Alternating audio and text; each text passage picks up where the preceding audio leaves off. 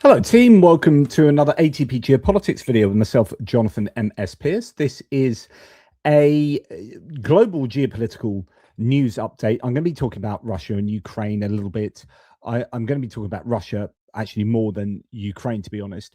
But I'm going to be starting this video by talking about UK politics and using that as a segue into Russia and the Epstein files more generally.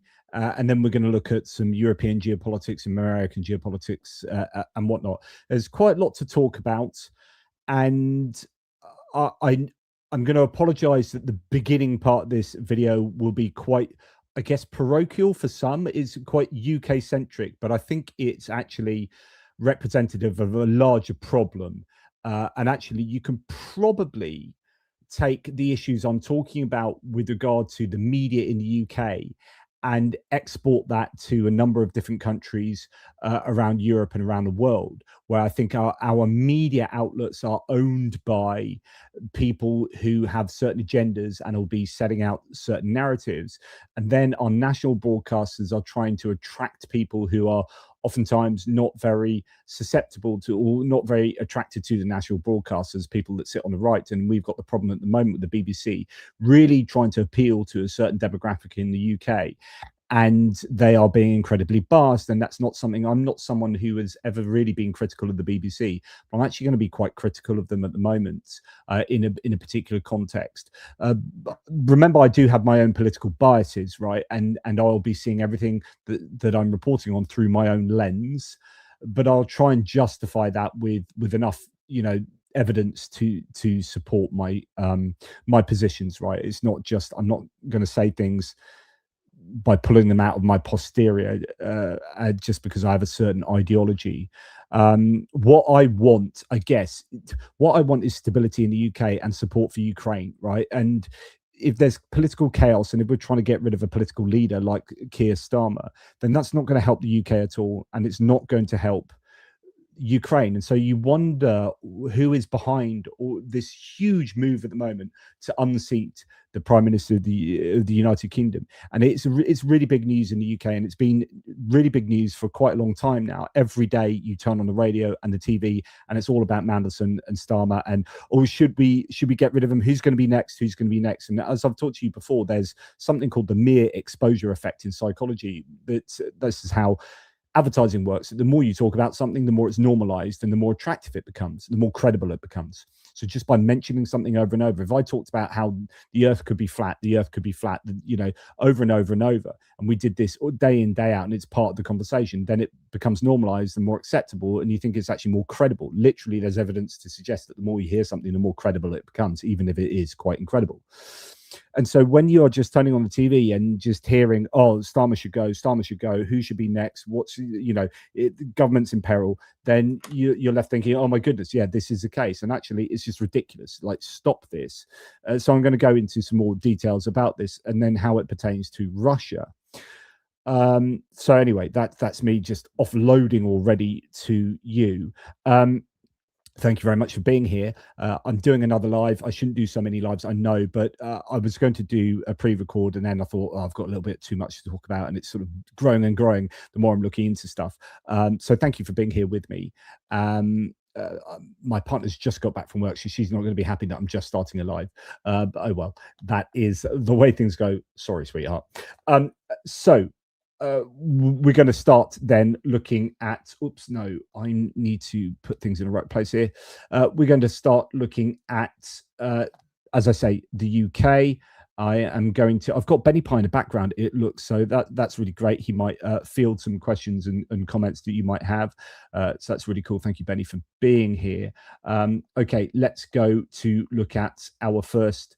Well, actually, no, let's talk to you. You might not be from the UK, right? So you might not understand what's going on. So we've had this situation where Lord Mandelson is this Labour bigwig from the Blair era. He was called the Prince of Darkness. He was always quite controversial. I think he was sacked a couple of times for issues. And then he was appointed as the ambassador to the Trump government, because he's that kind of person that has those connections, right? It was understood he has those connections. He's quite good at doing shady things in the background. He's not everyone's cup of tea. I don't like Mandelson, but I understood why he was made the ambassador. I explained this to you on the last slide. And actually, when he was appointed as ambassador, Nigel Farage and Reform were fine with that. The Conservatives were fine. No one actually stood up and said, no, he's a bad choice. In fact, Nigel Farage has been photographed with Mandelson and looks pretty friendly with him. So it's been really opportunistic that many in various areas of the opposition have come out and then harassed Starmer for appointing him when they didn't have an issue with it themselves. And the media has jumped on this, and it's just been constantly a stick to hit Starmer with. Now, it was found out that he associated with Epstein. Okay, that was kind of known anyway. But then with these releases of the Epstein files, he's seemed to have had further connections to Epstein. Although the biggest problem, like I said to you before, is the connections he has with Peter Thiel and Palantir, and I don't think that's being focused on enough. So I think the media is focusing on the wrong thing. They should be focused on that and seeing how Palantir is in bed with the UK government in many different ways, and I think that's tremendously problematic. But anyway, everyone's been calling on Starmer to quit, right? Because he appointed someone who was associated with the Epstein files, even though Nigel Farage is in the Epstein files. Starmer isn't, right? Farage is in the Epstein files something like 41 times. He's having meetings with Bannon. Bannon and him are starting this crusade to disunite the EU with the movement of these far-right parties, so on and so forth. All the stuff I talked about in the last video. And yet Farage gets away with this scot-free. Farage has made, as leader of Reform UK in Wales, Nathan Gill, who is an actual traitor who has taken pro-Russian money to propagate Russian propaganda in the European Parliament. And he said a bunch of stuff at a certain place at a certain time, all of which Nigel Farage also said at the same places and at the same times, right? And he said, but Gill got money for saying that. Farage, we don't know. So we need an investigation into Farage. Anyway, he made this traitor head of Reform in Wales, right? So he's a national leader. And Farage gets a free pass. Now, I don't want to be kind of an advocate for whataboutery here, whataboutism. Oh, but what about this guy? It's not excusing the appointment of Mandelson. However, if you think that Starmer should go because he appointed Mandelson as the ambassador, then you think Nigel Farage should go times 10. Like what Nigel Farage did was far worse, and he's done much more as well, by the way, that we'll look into just in a bit. But like that's way worse. And what Boris Johnson did at the time when he was Prime Minister over a protracted period of time was way worse than appointing Mandelson. So as ill-judged as the appointment was, it is not warranting of the Prime Minister to go at this very critical time. Not least that we've just had the highest number of deportations of illegal immigrants. So if you are someone from Reform or an opposition to Nigel Farage, why are you not shouting about how the government's been successful in deporting 58,500 people, which is the most in 10 years? You've got that January was the lowest number of small boats, although weather probably has a lot to do with that, but the lowest number of small boats crossing the English Channel for however many years. We have higher productivity levels in the UK, record stock market levels. We have the second lowest levels of private indebtedness in the whole of Europe, which means that our public aren't in debt that much, right? Which is really good, which means they've got more scope to borrow and to spend more. So if you're looking forward to like an economic future, that's really good in the UK. There's a lot of scope for the UK population to spend a lot of money. Our bond yields are now looking much healthier than they were, which is crunch time when Rachel Reeves, the Chancellor of Czechia, was doing all of the budgets and everything. It was looking like our bonds, our treasuries, our gilts were in a spot of bother. That's not looking like it's the case anymore. So there's loads of economic indicators that are looking really good, and yet no one's talking about all of these positive things. The waiting lists for the NHS are down. Loads of really positive things that's just not being reported because it's all Mandelson. And here's a funky thing. You wonder, this sounds a bit conspiracy theory, but it probably is just coincidence. But, in the middle of all this Mandelson scandal, what should be being talked about today particularly? What should be front page news on all the newspapers today, particularly in the United Kingdom? House of Commons should be debating Russian influence in UK politics. So this is the big not survey. What's the word? There was this huge 100,000 plus signing to the petition, that's the word. There's this big petition that was signed, and if you get over 100,000 signatures to an official government petition, then the government will consider debating it. And they have decided to debate Russian influence in UK politics, which is a huge thing. That's being debated today in Parliament, yet no one's talking about that. They're all talking about Mandelson and Starmer. And you're thinking, have the Russians been behind all our media, just completely distracting away from what we should be talking about, which is Russian interference in UK politics? So that's setting the scene. So then what happened is that, it was felt that someone had to go. So the scapegoat was Morgan McSweeney, who is Keir Starmer's chief of staff, effectively. So his right-hand man, because he advised him actually to pick Mandelson as the ambassador. So Morgan McSweeney's gone, and now Keir Starmer today has said, I'm staying, and then he's had the backing from pretty much all of his cabinet. Interestingly, the leader of Labour in Scotland just came out and said he should resign after it was agreed that he's going to stay and they're going to fight and all this kind of stuff.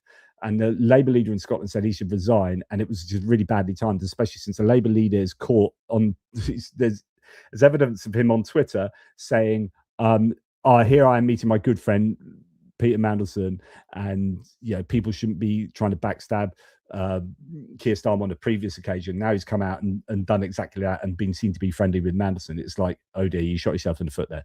So but essentially most of the Labour Party and the government has got behind Keir Starmer, and it seems like he's not going to go yet, which is good, because we want stability in the UK, but also in Europe we want stability. He's been pretty good abroad, Keir Starmer. He's been good with Ukraine.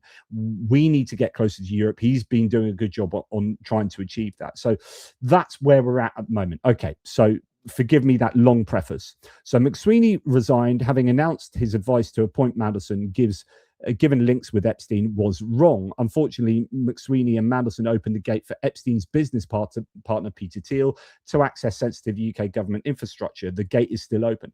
This is a point that we should not forget, that really the big issue behind the whole Mandelson scandal is Peter Thiel and Palantir. Just I want to remind people of that. So anyway, Keir Starmer's got together with his advisors and number 10 staff, and he's given this kind of speech to them all, and he's said, we're going to go for it. So we go forward from here. We go with confidence as we continue changing the country. In just a few months, we start the work of lifting 500,000 children out of poverty, a massive thing to do in this country, because that means that lives will be changed. We must prove that politics can be a force for good. I believe it can. I believe it is. We can go forward from here. We can go with confidence as we continue to change the country, which is, that's the right kind of thing. Like, here we are together to make it a better place for our children, right? We want to be pulling people out of poverty. I wonder if that's the sort of thing Boris Johnson would say, or the first thing he would say when he's trying to say, we're going to go for it, guys. This is what we're working towards. I think that tells you a lot about what Starmer's intentions are there, and I think that's kind of somewhat noble. So essentially, you've got this situation where people like myself are saying it looks like there's been this witch hunt after Keir Starmer. The BBC have been terrible. People like Laura Kunsberg and Chris Mason, the political elite in the BBC, I've really, I'm a massive supporter of the BBC, and this is really significant for me to say this, but they have been nothing but utterly biased against Keir Starmer, and the same can be said about Sky News and obviously GB News and Talk TV. So he's been excoriated every single day on radio and on TV and in the print media. Absolutely, it's been a campaign against him. But if you speak to most people, I was speaking to my parents, my partner's parents this morning, who are super, super conservative. They would vote reform, but I think they've listened to me talk about Nigel Farage's connections to Russia too much and blah, blah, blah. So they're not a fan of Nigel Farage, and they think he's a bit slippery and not very trustworthy at all. But essentially, probably if I didn't exist, they would vote reform. They were saying this morning that they are sick of turning on the TV and listening to stuff about Mandelson. And if that's the kind of interesting barometer for me to say that it's almost like it's too much. It almost then looks like an actual campaign. So all this witch hunt for Starmer, have people forgotten 14 years of the Tory rule with all the corruption, lies, sexual misdemeanors, Boris with all that he did and allowing a Russian into the House of Lords, his affair with Jennifer Curie, Partygate, the Pincher affair, and the £100,000 scandal to do with IT lessons. There was £60 million corruption scandal with Lady Moan, a Tory peer, who took PPE equipment, the equipment for the COVID pandemic. They were getting their mates to sell stuff and make equipment, and it was all just corruption left, right, and centre. And she pocketed 60 million and put that in foreign offshore accounts. Anyway, all of that controversy, and Boris Johnson, didn't go for that.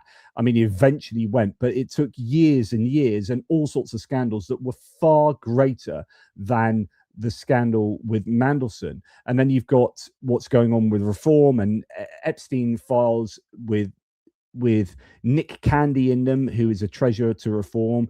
You've got just huge connections with Farage, with Steve Bannon, etc., etc., etc. And you're thinking, gosh, Starmer's not even in these files. What's going on here? So it looks far, far more like just a concerted campaign amongst the entire media landscape. So when you've got Edwina Currie, right? So most of you won't know who she is if you're not from the UK, but during John Major's government, actually she had an affair with John Major. It's a weird combination, but she's a Tory grandee, right? Edwina Currie, not everyone's cup of tea. Saying actually, so Daniel Hannan here, who's a very Tory Brexiteer, was a member of European Parliament, but was a Brexiteer. He said, the time has come, the time is now, just go. I don't care how. You can go by foot, you can go by car, Keir Starmer, MP, you can please go now. He's done this poem to say, be gone with you, Keir Starmer. Sort of thing I'd expect from Daniel Hannan. Edwina Currie saying, I don't agree. Starmer should find the guts, skill and political nous to stay put. The country needs stability, not a fifth prime minister in 4 years. And if Angela Rayner took over, God help us all. So what the problem is for some people on the right who want Keir Starmer to go is that he's likely then to be replaced by a left winger. Now, Keir Starmer is a centrist, right? Pretty much a centrist. He's showing that by everything he's doing at the moment. He would likely be replaced by someone like probably Angela Rayner, maybe Wes Streeting could be, maybe Ed Miliband, but essentially there's a high probability it would be an actual left winger, maybe sort of quasi Corbynite, right, who would take over. So if you don't like Keir Starmer, if you're on the right, you're going to not like his replacement, and that's on you for demanding that he step down. Anyway,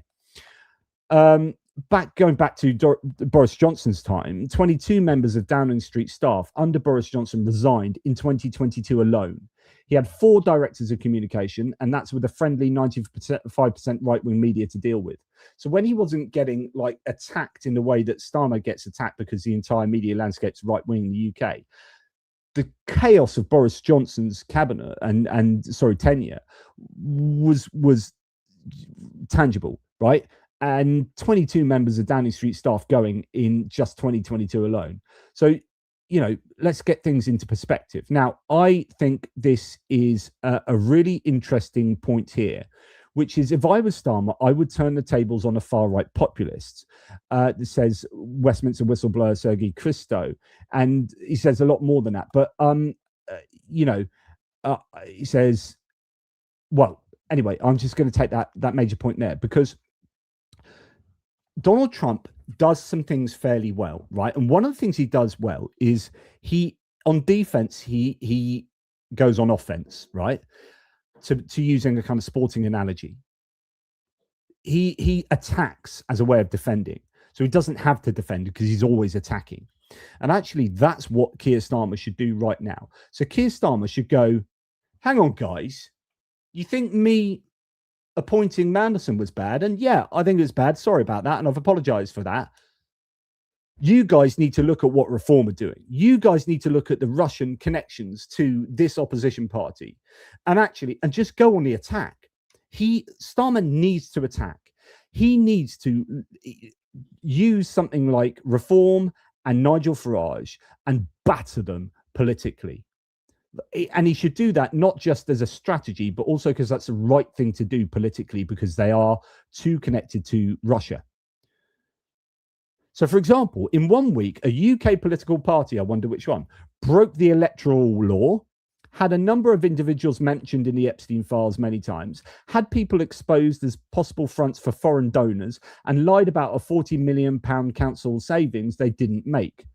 So that's Reform. That's just 1 week in Reform. They had a deputy council leader resign on live TV because he disagreed with what Reform were doing, and they weren't saving the money that they claimed that they were saving, doing all this Doge stuff, or trying to save council tax, but actually putting council tax up in every single council that they run. It's been a nightmare for Reform, but they get a free pass by our media. Here's an example. Things we haven't forgotten. Nigel Farage never clarified how he got his Clacton house. He said he bought it. Then he suddenly said it was his girlfriend, but no one explained where they got £885,000 from. Tax evasion. Farage appointed Nathan Gill, his friend and ally, who turned out was a Russian asset.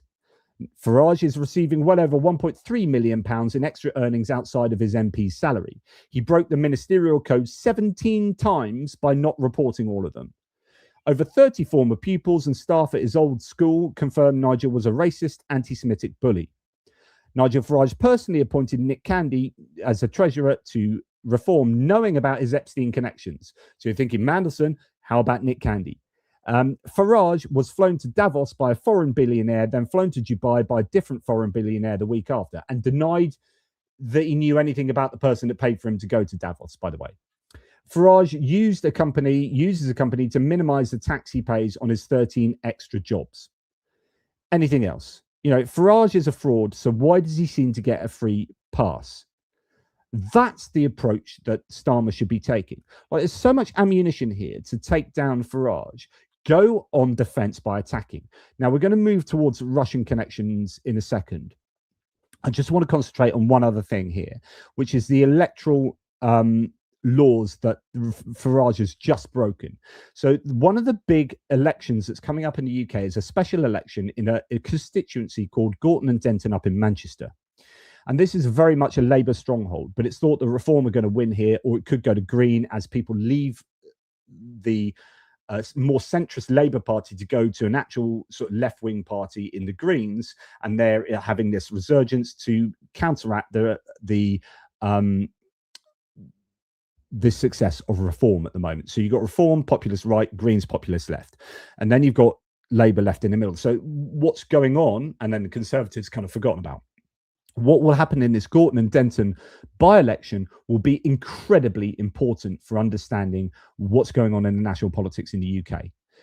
Reform UK have broken the law. So basically, they sent this letter out to people in Gorton and Denton. And they wrote it as if it's from a random neighbour, some old Doris, Patricia Clegg, right?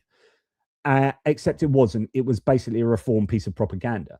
Reform UK have been caught out again. Residents in Gorton and Denton received a letter from a so-called concerned neighbour named Patricia, urging them not to vote Conservative, Labour or Green and to vote only Reform UK. Here's the kicker. Calls to the printing company reveal no Patricia exists. The job was ordered by Reform UK. It's a fake letter, it's a fake neighbour, and it's fake politics. And if you need to invent supporters, you don't deserve real votes. So the issue here is this breaks the law, right? This is essentially a lie. It's propaganda, and they've sent this and they've not said it's from Reform. So essentially they should be absolutely punished for doing this. Now, this came out a couple of days ago. It's only just being picked up by the media today. Like, they are so slow on finding anything to criticize Reform over.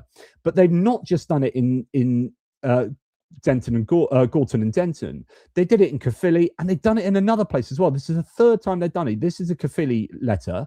After looking at the Reform UK Caerphilly letter, I conclude there is no way on earth it could have been a trimming error in the Denton election letter. What this is about is the same fake letter to Dear Neighbour from some other rando in Caerphilly saying you need to vote for Nigel Farage and Reform, blah, blah, blah.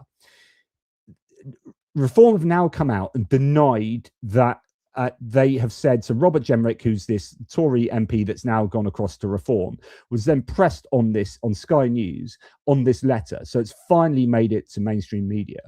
And he said, well, actually, police are investigating this because it breaks electoral law. He said, oh, the printer made an honest mistake. It's a perfectly normal thing. It's not a big issue. It's a trimming thing. We were supposed to have Reform on it and they just trimmed it off. It's like, nah, that you're lying, because it's exactly the same as a Caerphilly letter and there's no trimming thing there. It's an A4 piece of paper and no, that ain't happening. So basically, once may be a mistake. 3 times this has happened now. This is electoral law being broken by Reform UK repeatedly, right? This needs to be a stick to beat Reform with. And when you look at the BBC, they have just started talking about this, but they put it on the local news area of the website, not the national news. If you go onto the BBC News website, you have to go to the Manchester area to find this bit of news. BBC has reported it, but only on a local section of the website, which most website visitors will not come across. And it's based on Pochin, who's a Reform MP, responding to the story. This should be front page national news, not hidden away. They've broken the electoral law 3 times. So they're campaigning up in this very important by-election and they get a free bloody pass again. Reform blames a printer as Farage's party faces an investigation into by-election leaflet. But that's taken 2 days that was from 2 days ago. So that's the Independent. The Independent does all right these days at holding Reform to account. Unlike Starmer's minor indiscretion, this actually breaks the law. Farage must resign over this, otherwise he's a complete hypocrite. Over to you, Farage. Of course he won't.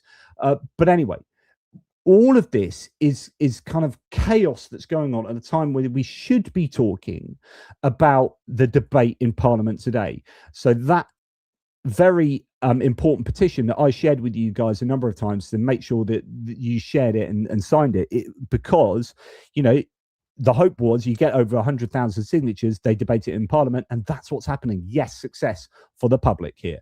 So the call for a public inquiry into Russian influence on UK politics and democracy. Today, they will be debating that. I haven't heard anything about it other than that it should be being debated today. It might have already happened. But of course, it's all about Mandelson. Now, if Farage doesn't attend the debate today on Russian interference, he will be a laughingstock, but he will also be one if he does attend it.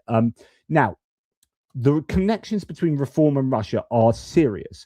Politico have released an article on this. The main candidate for the post of Prime Minister for Britain tries to fix his Russia problem. Nigel Farage tries to fix his Russia problem. Reform UK is making efforts to shake off its foreign policy headaches from Putin to Trump. So Nigel Farage in the past has showed admiration for Putin as an operative, that's a quote, and stated that the West provoked Russia. Of course, he said exactly the same things Nathan Gill said in supporting Russia at the same time and in the same place as Nathan Gill said it, except Nathan Gill took 50,000 quid to say that. And has gone to prison for 10.5 years. What about you, Farage? That needs to be investigated. How dare he call, Starmer to go over Mandelson? This guy needs to go. Now he calls Putin a very bad guy. How convenient. Representatives of his party, Reform UK, have been holding closed meetings with foreign diplomats, including Ukrainian ones, for almost half a year. The goal is to convince Kyiv and the EU that Farage will support Ukraine if he comes to power. Despite his long-standing friendship with Trump, Farage began to publicly criticize some of his steps so as not to scare away British voters. For example, he condemned the intention to buy Greenland, but he did it in a very soft way. He is basically, you vote Reform. I keep saying this on Facebook. Vote Reform, get MAGA. If you vote Reform, you will get MAGA. End of. Now, in the UK, the Prime Minister, who is not mentioned in the Epstein files, is fighting for his future because he appointed someone who is mentioned. Meanwhile, in the United States, the person who is mentioned 38,000 times and who sends out racist memes and who's been convicted, who has been found guilty in a court of his peers for sexual abuse, and who is corrupt, involved in all sorts of grifting schemes to line his own pockets, he is still president. So the Epstein files, the UK Prime Minister is on the brink of resignation. His Chief of Staff has gone. Poland, Special Investigative Committee is to be created. Norway, criminal investigation into their ex-Prime Minister. Slovakia, National Security Advisor steps down. Sweden, high-profile Swedish figures have resigned. Actually, there's more than that. There's stuff going on in France as well. Someone's resigned in France. Latvia, Lithuania, and Ireland. Meanwhile, these are the countries where we're doing things about the Epstein connections. Meanwhile, in the United States, the president is trying to tell Americans to move on, and he appears 38,000 times in the files alongside dozens of his friends and associates, including Secretary of Commerce, Secretary of Navy, Fed chair nominee, and Doge appointee. And both his DOJ and FBI appointees actively lied to the American people about disclosures. It's not time to move on. It is time for accountability. This is absolutely crucial. That the US needs to do something. Trump administration needs to do something about this. Everyone else is, Mandelson was fired straight away in the UK. Our US ambassador was fired. A chief of staff was fired. Starmer acted quickly, did some stuff. The US, denial. Not the US, the Trump administration, right? Norway's Prime Minister Jonas Gahr Støre is calling for a parliamentary commission to examine links between Norwegian individuals and Jeffrey Epstein. That's responsible. We in the UK, we've got a parliamentary debate on whether to have a full-on Russian interference investigation into the UK electoral process. US, not so much interested in that kind of stuff. As Eric Garcia says, truly astonishing how there has basically been no fallout, resignations, or repercussions for any politician stateside for associating with Epstein, whereas it seems to be tanking Sir Keir Starmer. Meanwhile, so then you got Howard Lutnick, the Commerce Secretary. So if you remember, Howard Lutnick came out and said on 60 Minutes, he was interviewed, and he said, look, because he bought a house next to Epstein. So he was Epstein's direct neighbor. Literally, doors were just meters apart, right? That townhouse in New York, I think it was. So he pops around to Jeffrey Epstein with his wife and me, and then he says that Epstein freaked us out. He creeped us out so much that we never went back. We never saw him again, blah, blah, blah. And then the Epstein files show that he actually asked what island he was on so he could come for a party, or what date he was on the island, or whatever it was. So he lied. The Epstein files have shown that Howard Lutnick has lied in public about knowing Epstein and continuing to know Epstein, right? So people are calling on Lutnick to step down now. Actually, he's probably got some of the biggest pressure at the moment coming from the Epstein files, because he's definitely lied to the public. 100% he has lied to the public. But actually, it's a little bit worse, as we understand. Here, someone says Howard Lutnick must go. Howard Lutnick went to Jeffrey Epstein's island 5 days before Lutnick and Epstein went into business together. On the 23rd of December 2012, Lutnick goes to Epstein's island. On the 28th, Lutnick and Epstein sign a stock purchase agreement. Commerce Secretary Howard Lutnick and Jeffrey Epstein were in business together, according to the Epstein files. So not only does he, the idea that he walked away from Epstein's house and says, I was too creeped out, had nothing to do with him again. They went into business together. Lutnick must go, says Rick Wilson, but he likely won't, because the entire US government is now solely dedicated to protecting the men orbiting around, partying with and vacationing with, getting money from and joining in the monstrosities of a horrific sex trafficker and paedophile. But Lutnick should certainly go. So now you've got Thomas Massie, who's a Republican from Kentucky, who I otherwise would absolutely not agree with. He's called to resign as well. So let's get him on with sound. Just going to share this slightly differently. This is Thomas Massie talking about Howard Lutnick needing to resign. What questions do you have about Lutnick's ties to Epstein, and should he come before Congress and testify? No, he should just resign.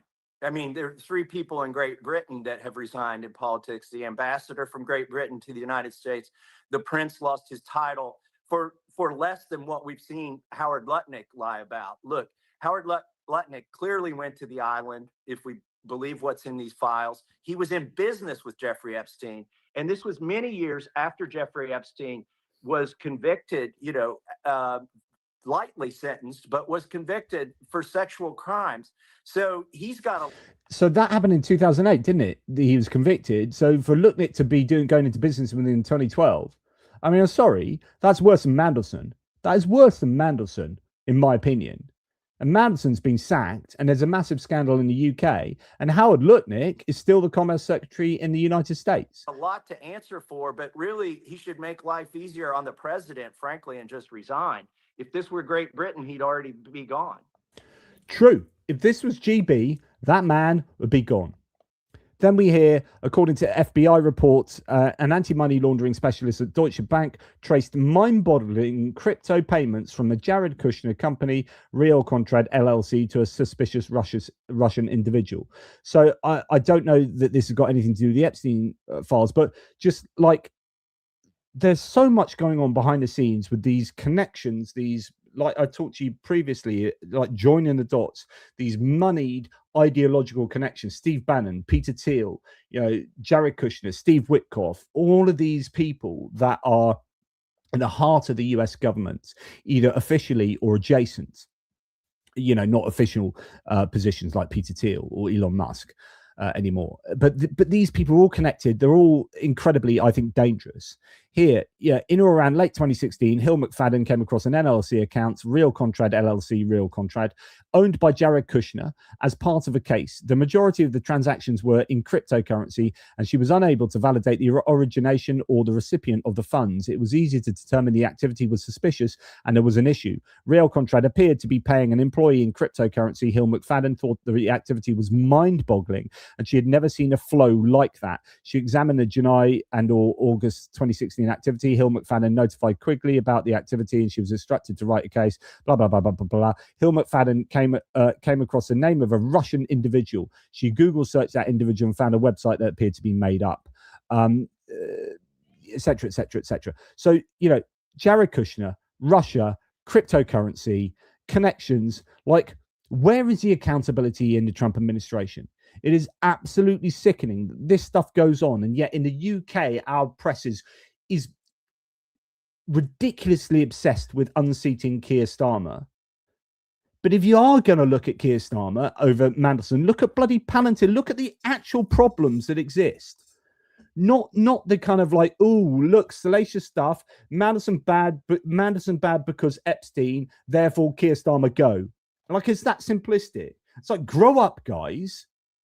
Like, let the man do his job. And if you are going to hold him to account over anything, hold him to account over all the contracts that are going from the UK government, from the Conservative government onto this Labour government to Palantir. Now, Palantir are in the middle of all of our bloody departments.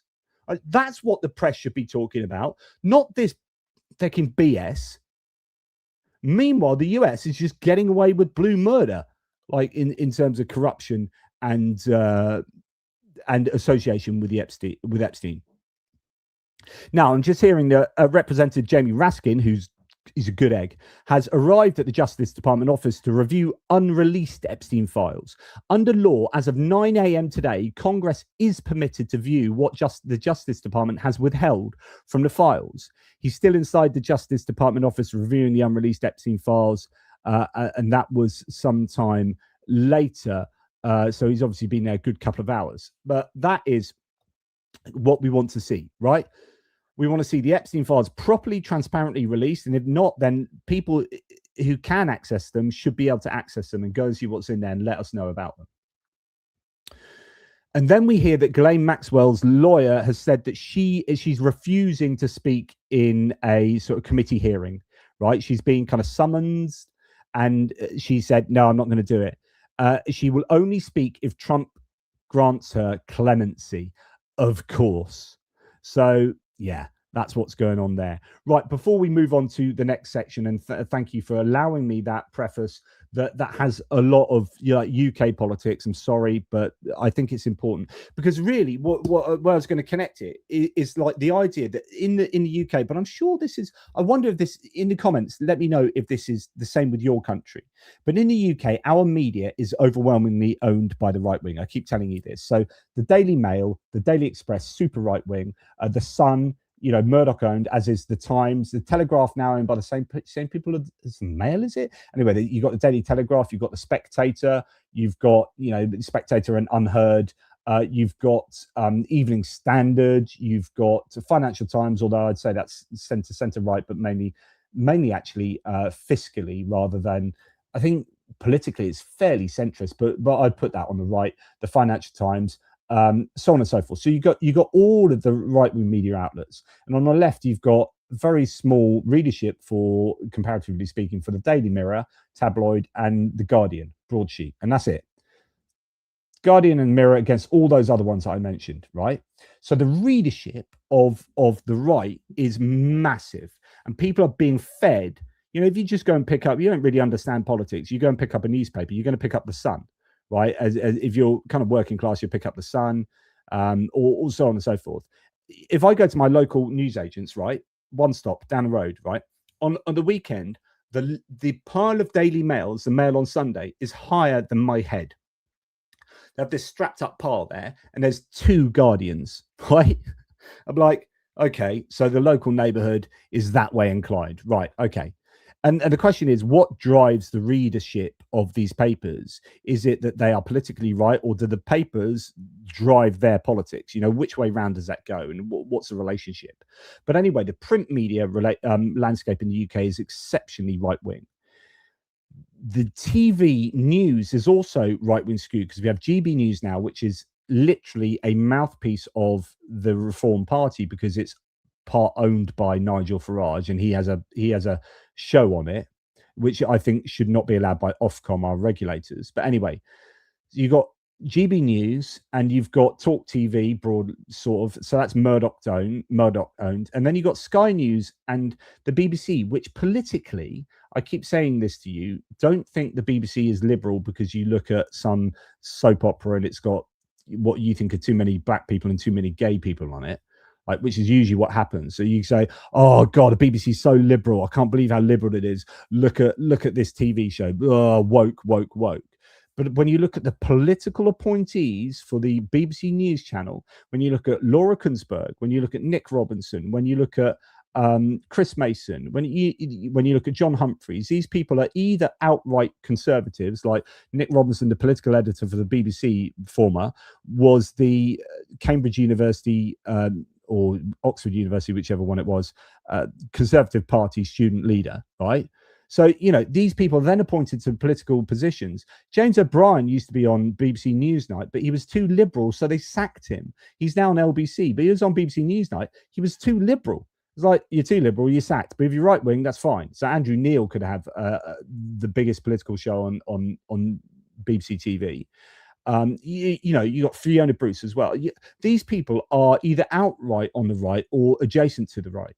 And the BBC, actually, when you look at it politically, skews to the right. And the reason they do that, in my opinion, is because they know that the right is more likely to defund them if they get into power. So they need to appease the Conservative Party, because the Conservatives are always wanting to take away the license fee so that it's not a state broadcaster, and they want to nationalize it. So as a result, the BBC always feels they're walking on eggshells with the Conservatives. So they make their political programming more Conservative aligned. And they know that Labour will just always keep the license fee, so they don't have to worry about Labour. So whatever.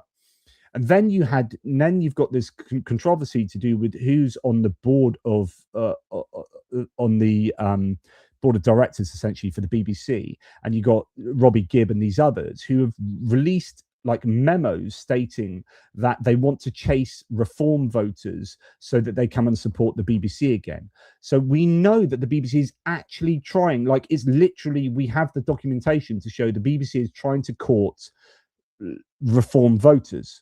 So then when you understand that, the political programming makes a lot more sense. And the idea that it looks like Chris Mason and Laura Kuenssberg, these BBC journalists, are trying to skew the narrative to be anti-Starmer and get rid of him, that makes sense. Right. So my question to you guys is, what does it look like abroad? Is it just naturally the case that print media is more likely to be right-wing because it's going to be owned by private entities who are big-moneyed individuals who will more naturally skew to the right. Look at Washington Post. When it got picked up by Jeff Bezos, he's then this big billionaire that skews it to the right. When you look at CBS getting picked up by the big billionaires at Ellison, skews it to the right. And they want to do that with CNN. Like, is that a natural inclination across countries? Like in your country, whether it be France or Germany or Spain or wherever, is it just fairly distributed, or is there a concentration? I know in Italy is very much skews to the right, and that's Berlusconi's kind of legacy. Do the print media and the TV news media skew more naturally to the right? Is that just a natural inclination? I don't know. I mean, this is kind of, yeah, Canada too. Interesting. Okay, and here, when billionaires control the media, it's going to be more right wing. I think that's generally the case. So I think there's this narrative in the UK that's going on at the moment with regard to Nigel. With regard to Nigel Farage and Keir Starmer, that you can probably, though I'm talking about it in British terms, you could probably take my claims and then export them to your country in some way. Right. Okay. Just going to just run through some comments. Starmer isn't doing such a bad job, in my opinion. I'm not a fan, but what we've seen in the UK for the last decade, I think he's one of the best. Yeah, I mean, compared to Boris Johnson and Liz Truss, and so thank you, DGOPG Jopdam, D Jopdam. Harvey Brown says Starmer has to go. He was unpopular before this blew up, and McSweeney, Mandelson, and Blair were behind the Better Together cabal, which had made the dreadful decisions from day one. So it's a completely different opinion. Now, I disagree with this. I don't think he has to go at all. I think if you think that will make the country a better place, that a fairly stable, fairly centrist prime minister goes now and is replaced by who? And nothing's going to change. You're still going to have the Labour government in. You're still going to wait for the next election, except you're going to have someone that's now more likely to be more kind of left-wing populist, I would have thought. And actually, I wouldn't massively mind that myself, but most people in the UK would find that harder to swallow than Keir Starmer. He was unpopular. Now that here's the key, Harvey. Here is the real key. The question is, why was he unpopular? I've spoken to my in-laws or my partner's parents. They're like, why do you hate, and my own parents, because my parents hate Keir Starmer, right? And I'm like, why do you hate Keir Starmer? Oh, because, and then you drill down and you realize it's because they're just reading the Daily Mail and the Daily Express, and they haven't really got any justification for that. I'm not saying you don't, Harvey, but what I'm saying is we need to question why he's being unpopular. So the Rest is Politics UK podcast did a segment of an episode on the disparity between his popularity ratings and what he's actually done. And they said, and apparently the analysis that they were referring to, another analysis, the analysis that was done said it is impossible to have this rating, this such negative rating, based on what they have done. There's no other politician in the history of British politics that has done comparable things to this and got such a low rating. In other words, the low rating has to be explained by something else. And therefore, we go to social media, then we go to algorithms, then we go to disinformation, then we go to propaganda, then we go to persuasion. And that we talk about Russian bots, we talk about, there was a claim that came out recently that 90% of, and I don't know that this is correct actually, because I don't think this has been backed up with actual data, but there's a claim that 90% of Reform UK commenters on social media are bots and trolls, right? Forget the accuracy of that, but the idea is that our sense of who Keir Starmer is getting skewed by propaganda. So I've spoken to both my parents and my partner's parents, and with all due respect to them all, their opinions of Keir Starmer were not accurate and were not based on fact and were based on feels they got from the media that they read. And so the unpopularity of Keir Starmer shouldn't be why he needs to go. What that should do is that should lead to regulation of social media, which is what's happening in other countries in Europe, because they understand that. Pedro Sanchez from Spain talked about this the other day very explicitly. The disinformation that's leading to polarization. That's exactly what's happened with Keir Starmer. So with all due, and I love the fact that Benny put this comment up. Thank you, because actually this is great stimulus. Like, I would just disagree with that hugely, and I don't think he has to go at all. I think that would be bad for everyone in the country. If you think Keir Starmer going is going to make our relationships with other countries, our economic situation any better, like if you think there's going to be some magic panacea happening as a result of that, I would just have to disagree with you. Starmer needs Starmer needs to push through those House of Lords reforms and also show us that he's looking at alternatives to Palantir. I think that's a good idea. I agree with that. Thank you. Noreen Power says the Epstein survivors appreciated Starmer's apology, and if you watch Campbell and Stewart today, Rory said Starmer would survive this if it hadn't been for his U-turns and indecisiveness. Yeah. But funnily, so I don't want to spend too much time on UK politics, but U-turns are interesting because people slag off nations for U-turns, and I look at it a completely different way. I'm like, U-turns are a sign of responsiveness. Like, Labour brought about the winter fuel allowance, right? And it was so controversial. Actually, I think they should have stuck with it, because I don't think it was as controversial as people think. But anyway, the idea is that you read the room and you go, okay, you guys think this sucks. If you think this sucks and it's a bad idea, then we're happy to change our minds. Now, if you do that all the time, you can be accused of flip-flopping. But the idea that prima facie U-turns are bad, I think is not necessarily the case. I mean, it can be if you don't have any definite ideology. But if you have a certain ideology and you want to smash that through irrespective of what people think, then that could be a problem as well, because you're not responsive to the desires of your electorate. So there has to be an element of being able to respond to things if they are deemed unpopular or just bad decisions, not just about the popularity, but actually, yeah. So I think about you, like surely you have changed your mind at one stage in your life. We don't suddenly change our mind and go, oh, I was going to go shopping earlier, but it's raining now, so I'm not going to go shopping. We don't go, oh my God, I'm such a U-turner. Oh, I'm such a bad human. Oh, I can't believe that I'm not going shopping now when I said a word, because I've got new information changing my appraisal of whether I should go shopping or not. Right. So U-turns are just natural things. We change our minds when we have new data. So governments, yeah, they're bigger entities than a single human being, but sometimes they get new data. So I don't think U-turns are prima facie bad. But if you do them all the time, yeah, then that can be a bit of a problem, and it means you're not strong enough in your convictions. Thank you, Noreen. Mr. Squirrel, shouldn't the entire US population quit for appointing Trump? I love that. Love it, Mr. Squirrel. What about the military prosecutions and these issues? I mean, where do I start, mate? Don't get me started on the military and Hegseth taking away Mark Kelly's pension and all sorts. But I don't know that's what you're talking about. But anyway, yeah, I love that sentiment. Right, Goose, I know this is going to be against what I'm saying. Goose says, hey, JP, I've just joined late. On the last live, I think you felt like I was saying Starmer should go, whereas I was saying the political reality is Starmer will go. Labour have lost confidence in him. Yeah, I don't think he will. I think they realise. So there's a theory that if the May local elections are terrible for Starmer, for Labour Party, then he'll go then. And I could build up a case for that. But otherwise, I think Labour, hopefully today, are realising that if he goes, that's just so counterproductive.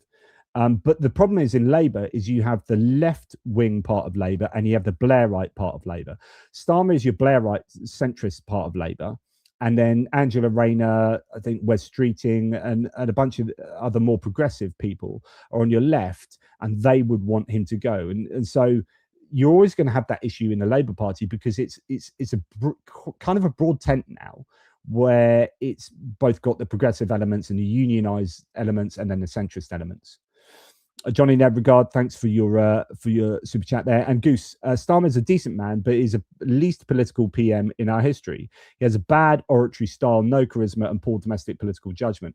Yeah, I think he hasn't got charisma, and his oratory style isn't great. Although I've seen him give in Prime Minister's questions, he is good. He is good in Prime Minister's questions. He has destroyed Kemi Badenoch time and time again, and indeed Nigel Farage. So he's found his feet in there. Poor domestic political judgment.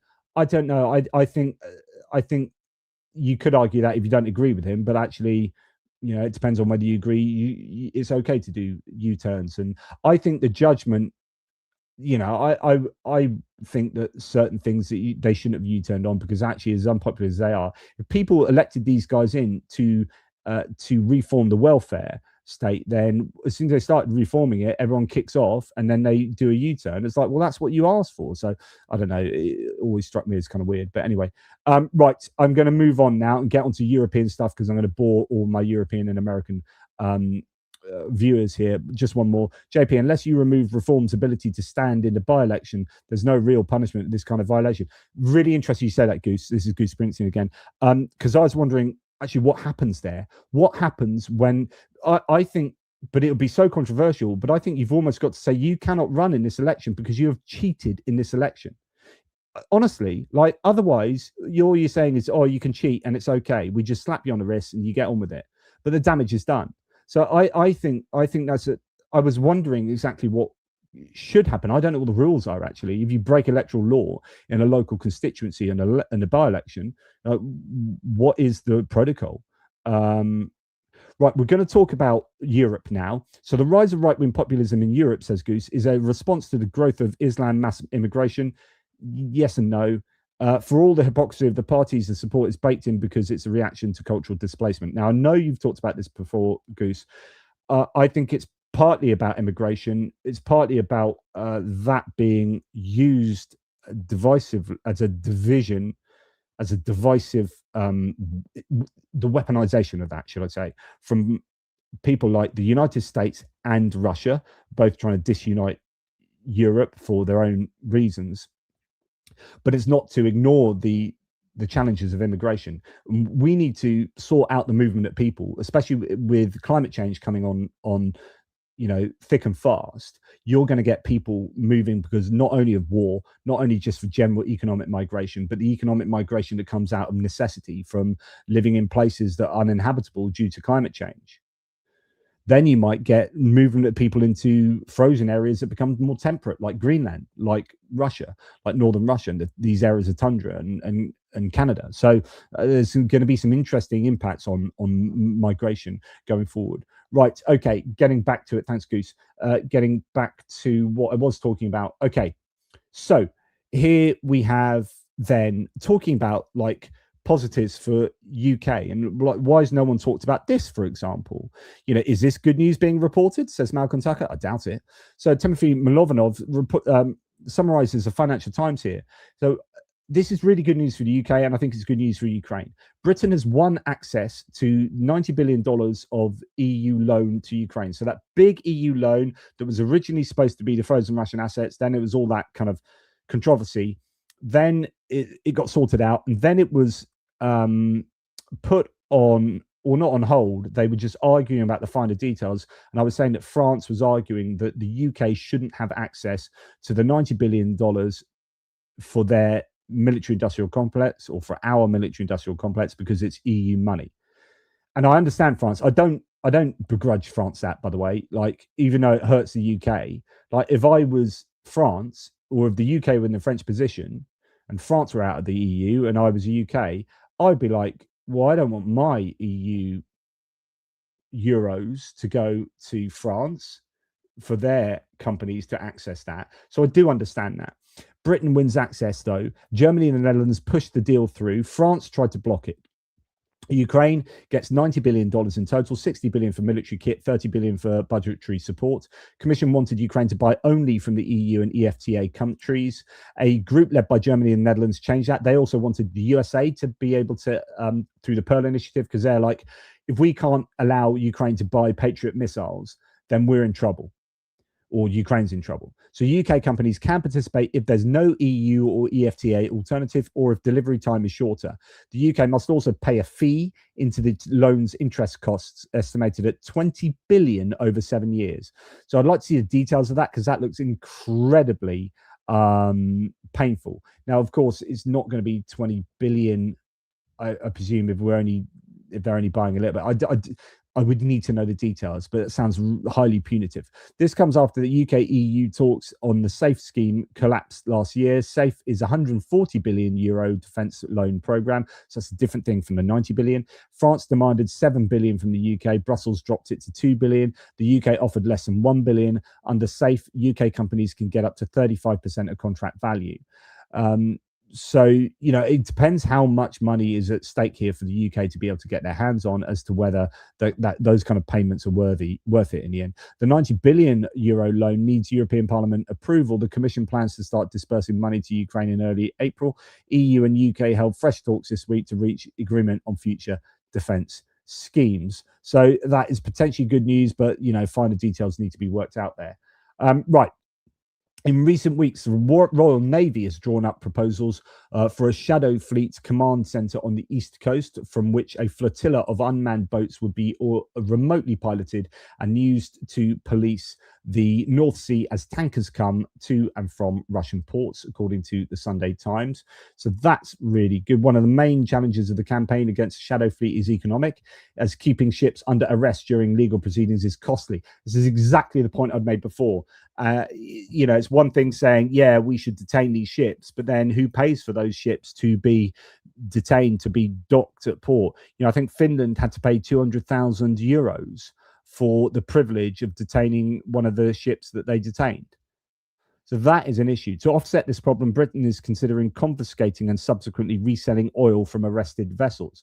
This is taking a leaf out of the US's book. Now, this gets like, I feel a little bit uncomfortable because it looks like stealing oil. And I don't know how justified that is, even if these guys are bad guys, right? So Venezuela don't like Maduro, but is it right that you steal their oil and use it yourself? But then if it's not just to profit off that, but if it's to pay for the detaining of the shadow fleets because the shadow fleets have broken the law, then I would just be able to justify that. I can bring up a much better argument that in the way the British appear to be doing it than the Americans. It looks to me like Trump is just stealing Venezuelan oil to make a profit, whereas the British would be confiscating the oil to offset the costs of detaining the ships. That's a very different thing. So if that is the case, if that is the British approach, then I think that is justifiable. Hopefully that makes sense to you. Right. Okay. Did I? Yeah, I was showing you that. Right. Okay. The Pentagon stated that the United States intercepted a Russian shadow fleet tanker, Aquila 2. This tanker attempted to flee, but the US forces pursued it all the way to the Indian Ocean. Which way did that go? Did that go through the Panama Canal out the back, or did that go all the way across and into the Mediterranean through the Suez Canal? Did that go down Cape Horn, Horn of Africa, Cape? Yeah. Anyway, down there. You know, that's a massive chase. Tanker attempted to flee, but the US forces pursued it all the way to the Indian Ocean, where they boarded it. So the Americans, what's going on there? I don't know why that's disappeared. The Americans there now boarding a ship in the Indian Ocean. Absolutely incredible there. Right. Okay. Russia has accused the US of backing out of the alleged Ukraine territory surrender agreement, says a Kiev Independent. This is something I've reported previously, but they're going on about this. This is the idea that the Americans and the Russians came to an actual agreement in Anchorage in Alaska when Trump met with Putin. Putin then came away from that thinking, or at least maybe wanting to give the perception that they thought this was an arrangement, that the Ukrainians were going to give up the Donbass and the Americans had agreed to it. Probably Trump did agree to that in Anchorage, but he can't agree to Ukraine giving up something they don't want to give up that's their own land. Like, that's not Trump's place to do that. But Russia appears to have in their minds that the US, and this is probably quite canny of them, it might not be that the US did agree to this or whatever, but if the Russians like, well, that's the impression we got. It seems that they proposed it and we were ready, says Lavrov, and now they are not. Like, you told us that we were going to get Donbass, and now you're saying we're not. Well, we're not playing anymore. We are no longer going to go. We are no longer going to negotiate with Ukraine, and that's your fault, the US, for going back on your word. And then the idea would be, from a Russian point of view, that will motivate your man to go back and to chat. I've just realised I've got to take my son to football, and I'm still doing a live. Wait just a second here. I wonder if there's a video I can play to you while I need to go and see if my son is going to if I'm going to go to football with him, because there's too much else to talk about. I'm going to have to take my son to football. I'm going to do the rest of this video later. Bear with me a second. I'm going to just pause this. Look, you can look at this video of people getting off a plane in Russia. Bear with me a second.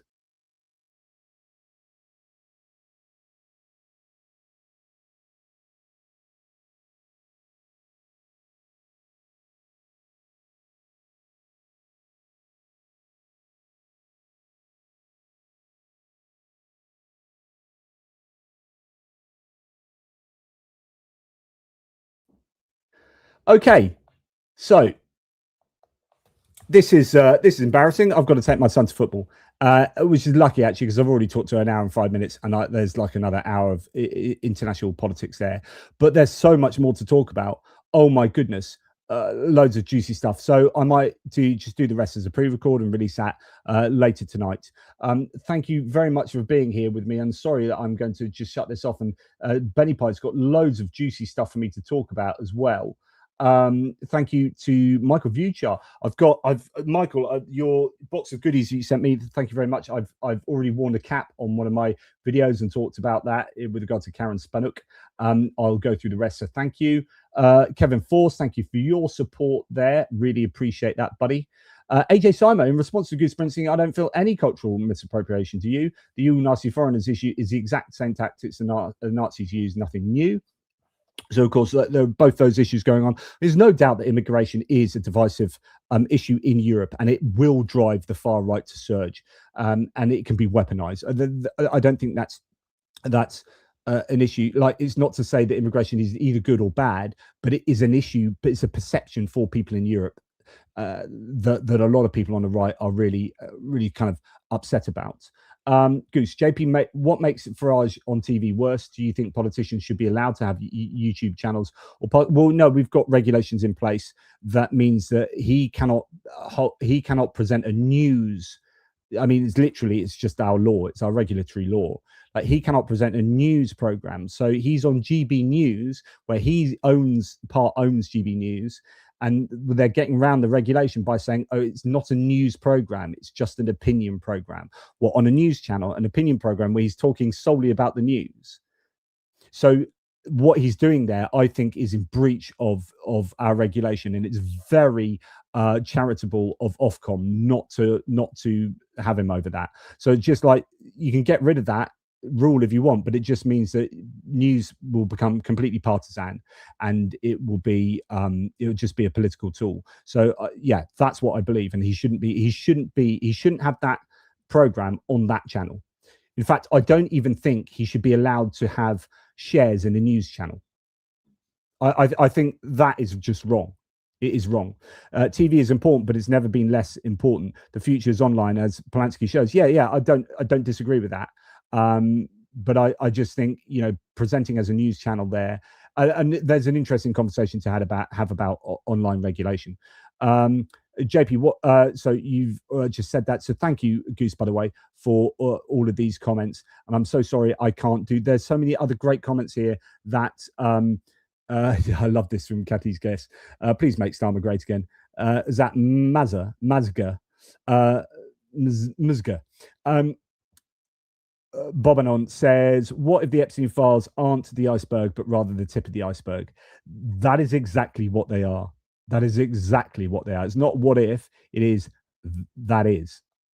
Look, I'm so sorry. Benny has just put out so many amazing comments. I really want to talk about them. Thank you so much for your really kind super chats tonight. I'm so sorry I have to shoot. That is my bad. I timed this exceptionally poorly. I'm a bad father. Or at least I will be if I don't leave in the next 20 seconds. So I can't do one of my long goodbyes. Just thank you to all of you. Take care. Goose, so much more to speak about, no doubt. And I'll finish the rest of this video at some point going forward. Cheers, Toodle Pips, Slavo Ukraini.